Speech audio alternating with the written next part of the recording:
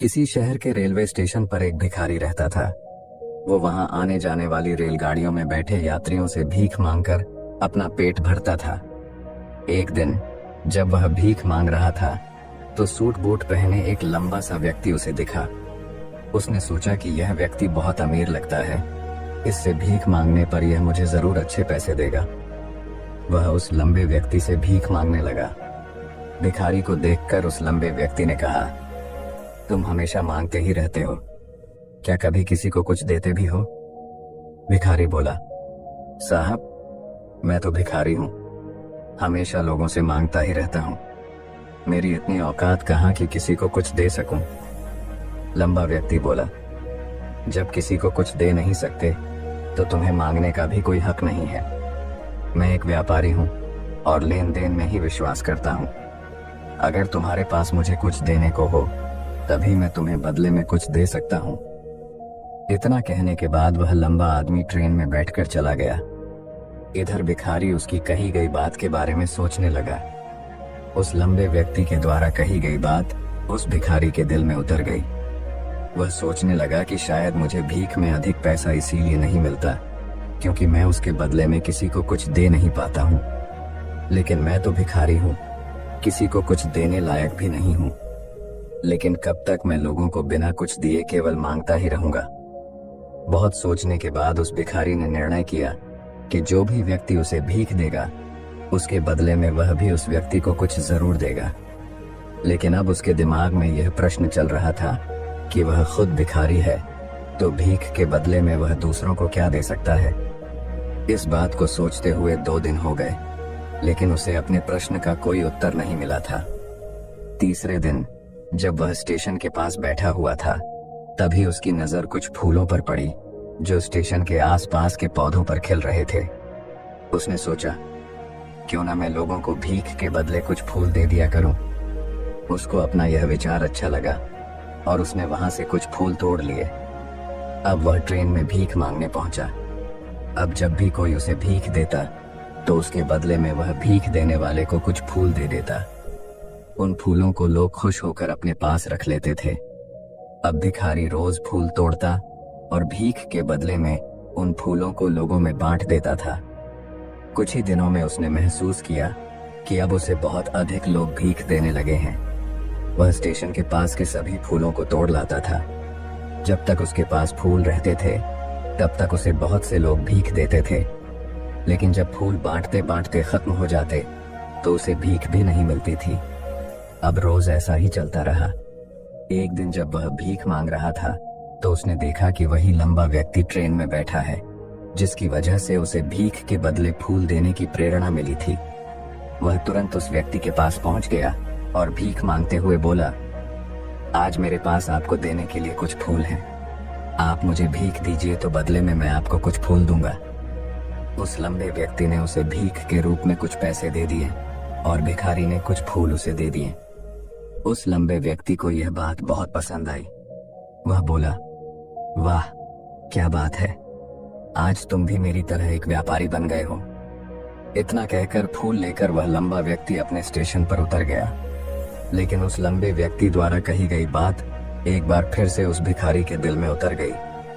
वह बार बार उस लंबे व्यक्ति के द्वारा कही गई बात के बारे में सोचने लगा और बहुत खुश होने लगा।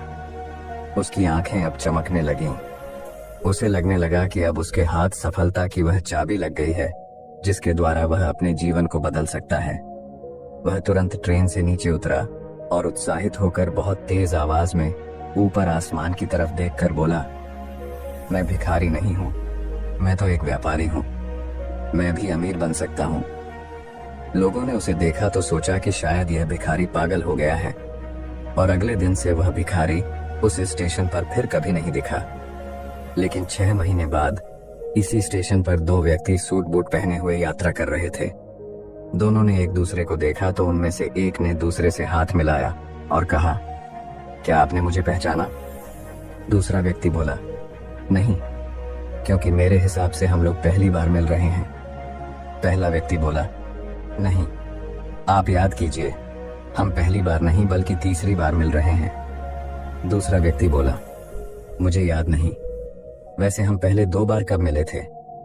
अब पहला व्यक्ति मुस्कुराया और बोला, हम पहले भी 2 बार इसी ट्रेन में मिले थे। मैं वही भिखारी हूँ जिसको आपने पहली मुलाकात में बताया कि मुझे जीवन में क्या करना चाहिए, और दूसरी मुलाकात में बताया कि मैं वास्तव में कौन हूँ।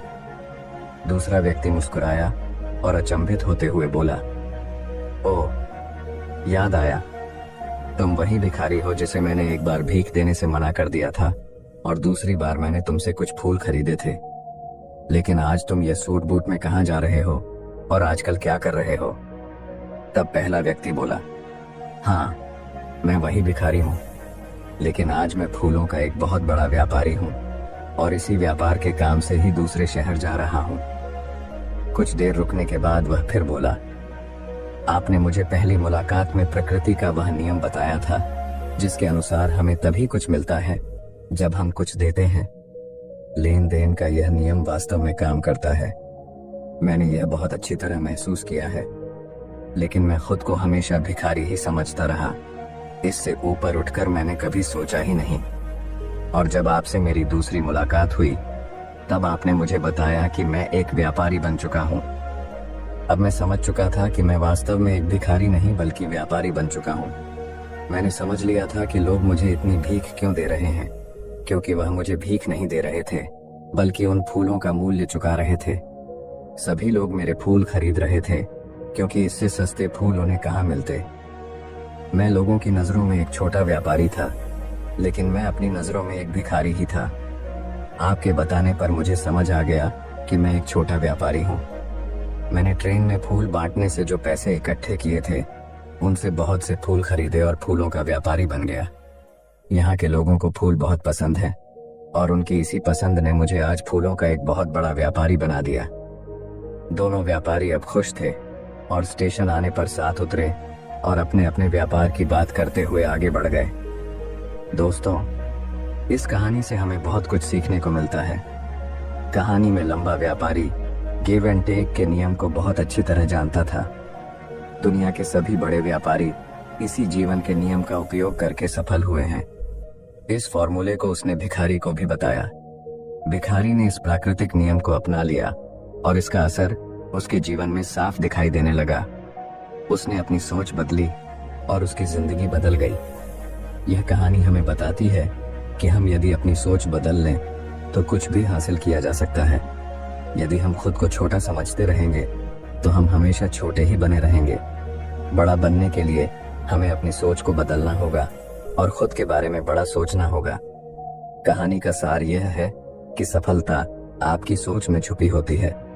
खुद का आत्मसम्मान जगाइए, अपनी सोच को बड़ा बनाइए और देखिए कैसे आप सफलता के शिखर पर पहुंच जाते हैं।